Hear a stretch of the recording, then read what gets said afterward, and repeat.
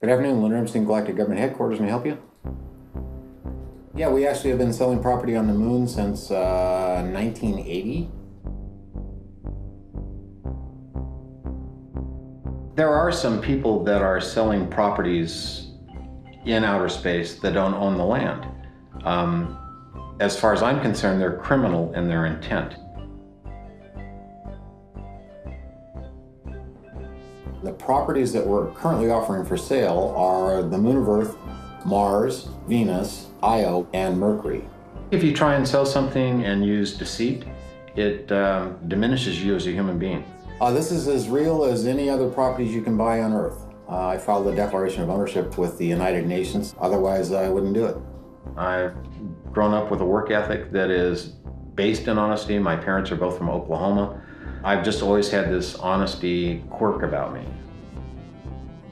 In 1980, I was going through a divorce and hadn't worked in almost a year. And I was almost out of money. I was trying to think what would really make me happy. And I thought if I had some property, I could mortgage it and move to Los Angeles and get an acting bird on.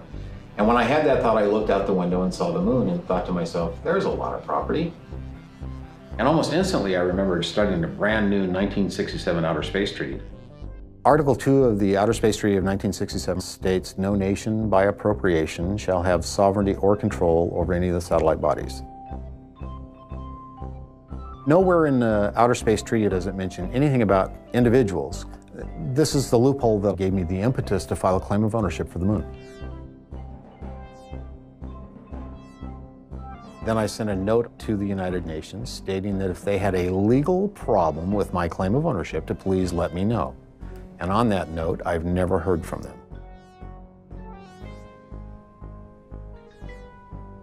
We've sold just under 600 million acres on the moon so far, and that's growing by about 200 properties per day. The property itself, regardless of which properties we sell you, are all the same price. They're $19.99 plus $1.51 lunar or planetary tax, $2.50 to print the name on the document. So the total would be $24. We have 5,740,000 individual property owners in 193 countries on planet Earth. 2 on the moon and 1 on Mars. Okay. The average sale that we make is 2.2 properties per person. Summer gifts, we know that 17% of the people that buy land from us buy it for its novelty idea. And the word novelty, just so people know, in the American Heritage Dictionary says it's a small item that has a quality of being unique. If this doesn't fall into that category and that definition, I don't know what does. It doesn't have anything to do with its value. All of the red areas here are areas that we've already sold. The staff would ask me, we're out of properties, we need to select another area, we've just sold that one out.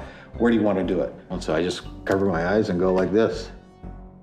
There's just under 10 billion acres on the moon. And everything you haven't sold belongs to you? Yes.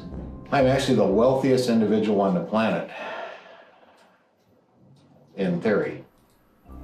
These 3 renditions that are on the wall here, this was our concept of what we thought the lunar embassy would look like on the moon initially.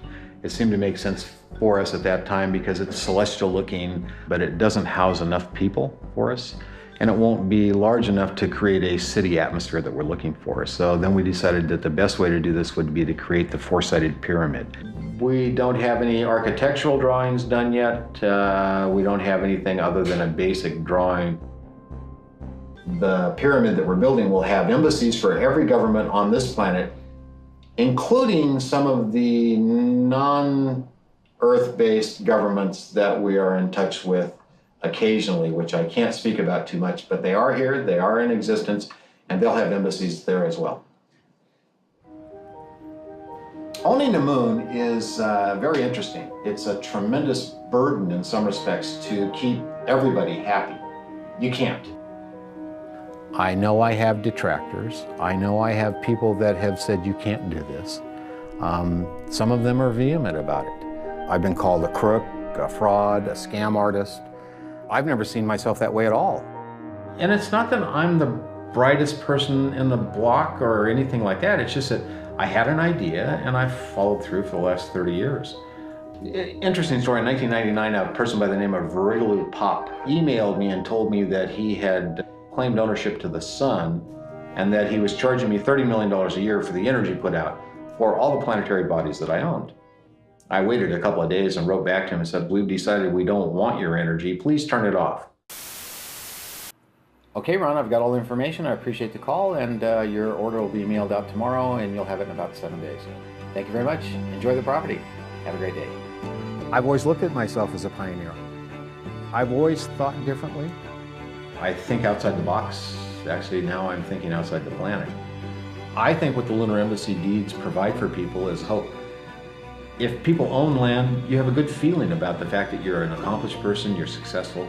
And even if you own the land on the moon, the opportunity to think maybe someday, maybe I won't make it, maybe my kids won't make it, but maybe my grandkids will be able to go up there and utilize the property.